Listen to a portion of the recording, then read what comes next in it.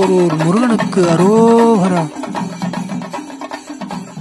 வணக்கம் வீவர்ஸ். நாம் இப்போ எங்கே போகிறோம் பார்த்தீங்கன்னா, சென்னைக்கு அருகாமையில் இருக்கிற திருப்போரூர் கந்தசாமி முருகனை தரிசிக்க போகலாம் வாங்க. சென்னை, பாரிஸ், ஸ்ரீநகர், தாம்பரம், கூடுவாஞ்சேரி, வேளச்சேரி இங்கேருந்து ஸ்ட்ரெயிட்டாக பஸ் இருக்குது. நம்ம பஸ்ஸில் வரணும்னா அதை யூஸ் பண்ணிக்கலாம். புறநகர்லேருந்து வரவங்களுக்கு கிளாம்பாக்கத்துலேருந்தும் பஸ் இருக்குது, யூஸ் பண்ணிக்கலாம். நான் சென்னை பூந்தமல்லியிலேருந்து வண்டலூர் வந்துட்டு வண்டலூர்லேருந்து காலவாக்கம் பஸ் ஸ்டாண்டில் இறங்கிட்டு அங்கே எங்களுடைய மாமியார் வீடு இருக்குது. அங்கே நான் தங்கிட்டு விடிய காலையில் கோயிலுக்கு புறப்பட்டுட்டேன். இன்றைய தேதியில் என்னுடைய இல்லத்தரசிக்கு 50வது பிறந்த நாள், அதாவது கோல்டன் ஜூப்ளி. பெண்களுக்கு பிறந்த இடத்துல அவங்க பர்த்டேவை கொண்டாடினா ரொம்ப சந்தோஷப்படுவாங்கன்றது நல்லா தெரியும். அதனால் நான் என்னுடைய மனைவி மாமியாரோட கோயிலுக்கு போயின்ட்டுருக்கேன். கிழக்கு, மேற்கு, தெற்கு 3 திசையிலும் கோயிலுக்கு வழி இருக்குது. நாங்கள் கிழக்கு நோக்கி போகிறோம். கந்த புராணத்தில் முருகர் திருச்செந்தூரில் கடல் மார்க்கமாகவும், திருப்பரங்குன்றத்தில் நில மார்க்கமாகவும், திருப்போரூரில் வான் மார்க்கமாகவும் அசுரரை போராடி வென்றார்னு தெரியும். ஆகையால் வான் மார்க்கமாக வெளிநாடுகளுக்கு சென்று தொழில் புரிந்து முன்னேறணும்னு நினைக்கிறவங்களுக்கு இந்த முருகப்பெருமான் உறுதுணையாக இருக்கிறார். கிபி 10ஆம் நூற்றாண்டில் பல்லவ மன்னர்களால் கட்டப்பட்ட கோவில் இது. அதற்கு பின் சோழ மன்னர்களால் மெருகூட்டப்பட்டது. இதற்கு சான்றாக விக்கிரம சோழனுடைய கல்வெட்டு தேவயானை கோவிலில் இருக்குது. காலப்போக்கில் இக்கோவிலானது சிதிலமடைந்ததாக சொல்லப்படுகிறது. சுமார் 400 வருடத்திற்கு முன்பாக பிறந்த இந்த சாமியார் யார்? இவர் எப்படி இங்கு வந்தார்? இவர் எப்படி இந்த ஆலயத்தை புதுப்பித்தார்? ஆகியவற்றை பற்றி அறிவோம் வாங்க. மதுரை மீனாட்சி அம்மன் திருக்கோவிலில் ஒரு அனாதை குழந்தையாக வலம் வந்தவர்தான் சிதம்பர சாமியார். இவர் மீனாட்சி அம்மனின் திருக்குழந்தையாகவே வளர்ந்து வந்தார். அதற்கு சான்று மதுரை ஆன்மீக சான்றோர்கள் இவரின் ஞான அறிவை பார்த்து ஞான ஆசிரியராகவே பாவித்து போற்றினர். இவரை சிதம்பர கவிராயர் என பட்டமளித்து பாராட்டினர். அதே நேரத்தில் இந்த சமரபுரியில் ஒரு சிவனடியார் இருந்தார். அவர் சாந்தலிங்க சுவாமிகள் அப்படின்னு சொல்லுவாங்க. அவர் சிவன் பக்தர். கொங்கு தேசத்தில் வாழ்ந்த ஒரு குமரதேவர் அப்படின்ற ஒரு சிற்றரசர் இந்த சாமியார் பார்க்க வராரு. இவருடைய கொள்கைகள் ரொம்ப பிடிச்சதவே இவர் அந்த சாமியாருக்கு சீடராக ஆயிடுறாரு. அதாவது ராஜா வாழ்க்கையை திறந்துட்டு தவ வாழ்க்கைக்கு நுழையிறாரு. அவர் சாந்தலிங்க சாமியாருக்கு சீடராக இருக்கார். குருவாகிய சாந்தலிங்க சுவாமிகளும் சிஷ்யராகிய குமரதேவரும் புறப்பட்டு விருதாச்சலத்தில் இருக்க விருதாச்சலேஸ்வரரை பார்க்க போகிறாங்க. வழியில் அவினாசியில் ரெட்டியார் வீட்டில் தங்குறாங்க. அந்த ரெட்டியாருக்கு குழந்தை இல்லை அப்படின்றத உணர்கிறாங்க. தம்பதியருக்கு ஆசீர்வாதம் வழங்கி நல்லறிவு புகுற்றி அவங்க திருப்பூரூருக்கு திரும்பிடுறாங்க. சுமாராக ஒரு 6 வருஷத்துக்கு அப்புறமா குருவும் சிஷியனும் விருதாச்சலேஸ்வரரை பார்க்க போகிறாங்க. வழியில் எப்பவும் போல் ரெட்டியார் வீட்டுக்கு போகிறாங்க. அங்கே பார்த்திங்கன்னா ரெட்டியாருக்கு 5 வயதில் ஒரு குழந்தை இருக்குது. அதற்கு ஒரு ஆசிரியரை நியமிச்சிருக்காங்க. அந்த ஆசிரியர் யாருன்னு பார்த்திங்கன்னா அதுதான் நம்ம ஸ்ரீமத் சிதம்பர சுவாமிகள். உடனே குமரதேவருக்கு ஒரு ஈகோ வந்துடுது. அவர் என்ன பண்ணுறாரு, சிதம்பர சுவாமிகளை நிறைய கேள்விகள் கேட்குறாரு. அவர் ஆன்சரை கடகடன்னு சொல்லவே இவருடைய கர்வம் அடங்கிடுது. உடனே அவருக்கு தலை வணங்கிடுறாரு. சாந்தலிங்க சாமியார் என்ன பண்ணுறாரு பார்த்தீங்கன்னா, குமரதேவரை கூப்பிட்டு நீங்கள் 21 தீட்சதைகளை வழங்கி அவரை நீங்கள் புத்திரராக ஏற்றுக்கணும் அப்படின்னு வேண்டுறாரு. குமரதேவரும் குருவின் சொல்லுக்கு அடிபணிந்து சிதம்பர சாமிகளை தன்னுடைய மகனாக ஏற்றுக்கொள்கிறார். அன்று இரவே சிதம்பர சாமி கனவுல மயில் நடனம் ஆடுற மாதிரி கனவு காண்றார். அவருக்கு ஒன்றும் புரியல. காலையில் எழுந்து குமரதேவர்கிட்ட கேட்குறாரு. குமரதேவர் என்ன சொல்கிறாருன்னு பார்த்தீங்கன்னா, நீ நேராக மதுரையில் இருக்கிற மீனாட்சி அம்மனை போய் பாரு அப்படின்னு சொல்கிறாரு. சிதம்பர சாமிகள் தன்னை வளர்த்த அன்னை அழைக்கிறாள் அப்படின்றத உணர்ந்து மதுரைக்கு போகிறாரு. அங்கே அம்மனுக்காக மீனாட்சி கலிவெண்பா பாடுறாரு. மீனாட்சி தேவியும் அவர் எதிர்க்க தோன்றி அவங்க என்ன சொல்கிறாங்கன்னா, சமரபுரியில் இருக்கிற முருகப்பெருமான் கோவிலை பலப்படுத்துவாய், அங்கு நீ சரணடைவாய் என்று ஆசீர்வதிக்கிறாங்க. மதுரையிலிருந்து புறப்பட்ட சிதம்பர சுவாமிகள் மயிலம் திருஞான பாலசித்தரை சந்தித்து பேசுகிறாரு. அங்கேருந்து மறுபடியும் புறப்பட்டு சமரபுரிக்கு வந்துடுறாரு. சமரபுரிக்கு வந்துட்டு முருகர் கோவில் எங்கே இருக்குதுன்னு தேடுறாரு. மக்களெல்லாம் கேட்குறாரு, யாருமே எதுவுமே சொல்ல மாட்டுறாங்க. அங்கே இருக்கிற மக்கள் சொன்னது ஒன்று தான், வேம்படி விநாயகர் கோவில் அது மட்டும்தான் இங்கே இருக்குதுன்னு சொல்கிறாங்க. உடனே அவர் வேம்படி விநாயகர்கிட்ட போயிட்டு தம்மா இருக்கார். பகல் நேரத்தில் அப்படியே வெளியே வந்து பார்க்குறாரு. அப்போது ஒரு பெரிய பனங்காடு அவருக்கு கண்ணுக்கு தெரியுது. அந்த பனங்காடுக்கு அருகில் போய் பார்க்குறாரு. புதர் இருந்து 10 அடிக்கு மேலே பனைமரத்தை சுற்றி இருக்குது. அந்த புதருக்குள்ளே என்ன இருக்கும்னு தெரியல அவருக்கு. ஆனால் அவருக்கு ஏதோ ஒரு மெய்ஞானம் தோன்றுதாங்க. வெகு தூரத்தில் ஒரு பனைமரம் உடைஞ்சிருக்கு. அதன் அருகில் போகிறாரு. பனைமரம் உடைந்து விழுந்ததால் புதர்கள்லாம் விலகி இருக்குது. அங்கே ஒரு புத்தும் உடஞ்ச மாதிரி இருக்குது. அதை என்ன என்று பார்க்கும் போகிறார். அங்கே பார்த்தீங்கன்னா முருகருடைய தலை தெரியுது. பேரானந்தத்துடன் அந்த முருகப்பெருமான் சிலையை கண்டெடுத்த சந்தோஷத்தில் தூக்கிட்டு வராரு. உடைந்த பனைமரத்தின் அடிப்பகுதி ஒரு பாத்திரம் போல் இருக்கிறதால அதையும் வெட்டி எடுத்துகிட்டு வராரு. கூடவே ஞானத்தில் செறிந்த இவர் அங்கே வரும் மக்களுக்கு எல்லாருக்கும் வைத்தியம் பார்க்குறார். மக்கள் காணிக்கையை செலுத்துகின்றனர். அந்த காணிக்கையானது அந்த பனைமர பாத்திரத்தில் சேகரிக்கப்படுகிறது. இதை அறிந்த ஆற்காடு நவாப் மன்னன் தன்னுடைய மனைவியின் வயிற்று வலியை போக்குவதற்காக அவரை சந்திக்கிறார்.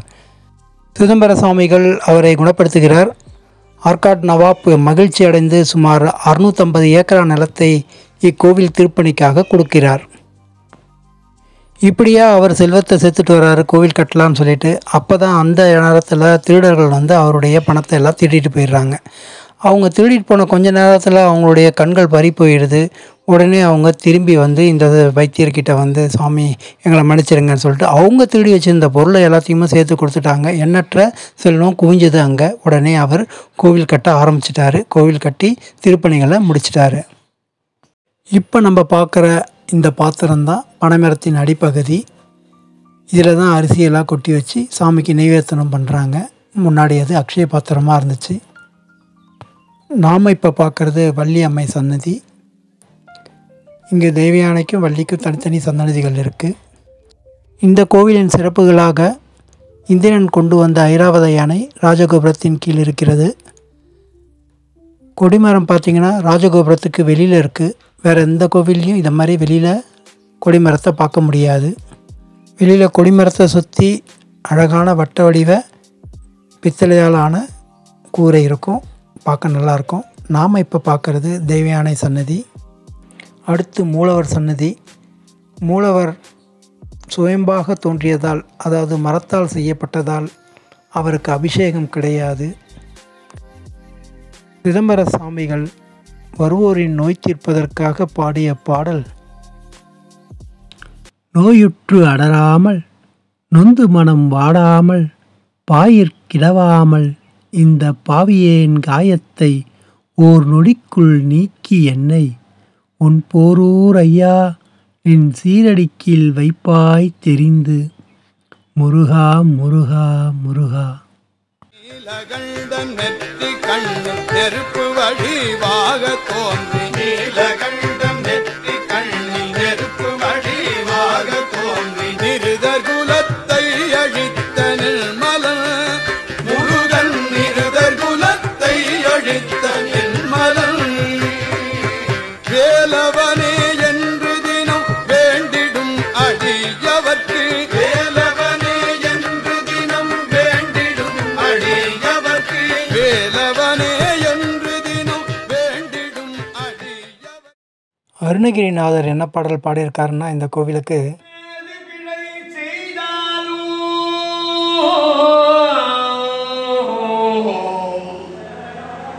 ஏது பிழை செய்தாலும் ஏழையோனுக்கு இறங்கி தீது புரியாத தெய்வமே, ஏது பிழை செய்தாலும் ஏழையோனுக்கு இறங்கி தீது புரியாத தெய்வமே, நீதி தளக்கின்ற போரு தனி முதலே, நாயேன் நாயேன் பிழைக்கின்றவாறு நீ பேச்சு,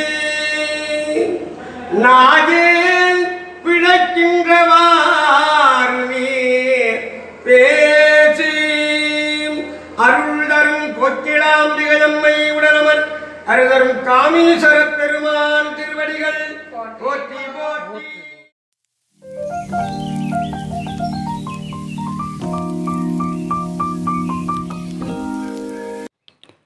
சாமி தரிசனம் நல்லா கிடச்சிது. வெளியே வந்தோம்னா வன்னி மரம் இருக்கும், தலை விரிச்சோம்.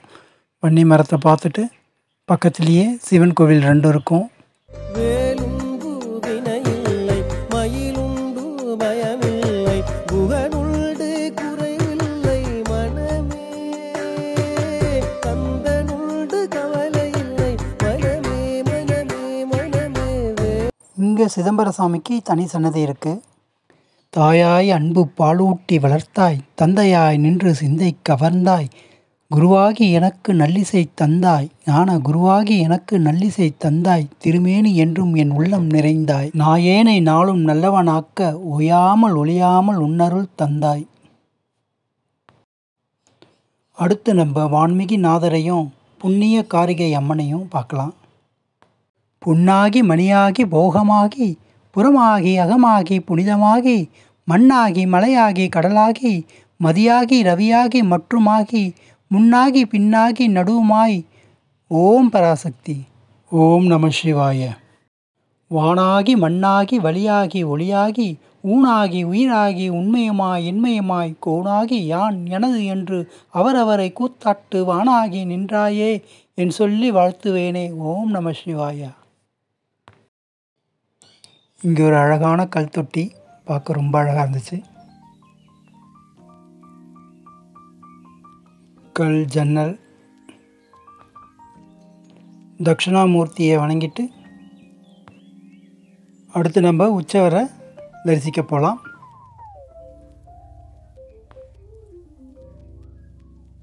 அடி மீது அடி வைத்து அழகான நடை வைத்து விளையாட ஓடிவா முருகா, என்னோடு சேரவா முருகா, உன்னோடு சாய்ந்தாட உடலிங்கு தள்ளாட உயிர் மெல்ல ஏங்குதே குமரா, உன்னை காணும் ஆசைதான் குறைவா, கண்ணோடு ஒளி இல்லை வழி காட்டவாவா, என் மூச்சும் எனதில்லை உனக்காக தேவா, விரைவாய் வருவாய் அழகா,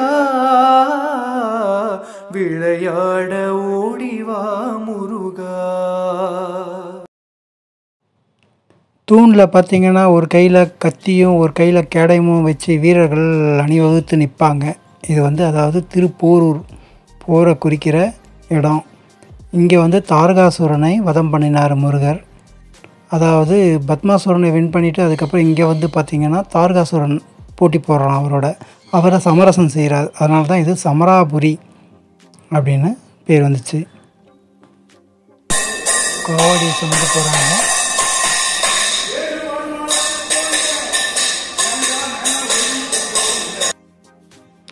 நாம் இப்போது தெற்கு வாசப்படிக்கு வந்துட்டோம். அதாவது இதுதான் மெயின் வாசக்கல்லாக இருக்குது. நம்ம கிழக்கு வாசல் வழியாக வந்தோம். மேற்கு வாசல் வழியாகவும் வரலாம். இங்கே குளம் எப்போவுமே வற்றாது, யாரும் வற்றி பார்த்தது இல்லையா. சிதம்பர சுவாமிகள் இக்கோவிலுக்கு சுமார் 726 பாடல்களை பாடியிருக்காரு. இங்கேருந்து 1 கிலோமீட்டர் தூரத்தில் கண்ணகப்பட்டு அப்படின்ற ஒரு ஏரியா இருக்குது. அங்கே தான் அவர் லாஸ்ட்டாக ஜீவசமாதி அடைஞ்சார்னு சொல்கிறாங்க. இந்த கோவிலுக்கு வரவங்க ஐயாவுடைய சமாதியும் பார்க்கணுன்னு விருப்பப்படுவாங்க. Okay viewers, thank you for watching. Please subscribe and like, suppose it is useful for you.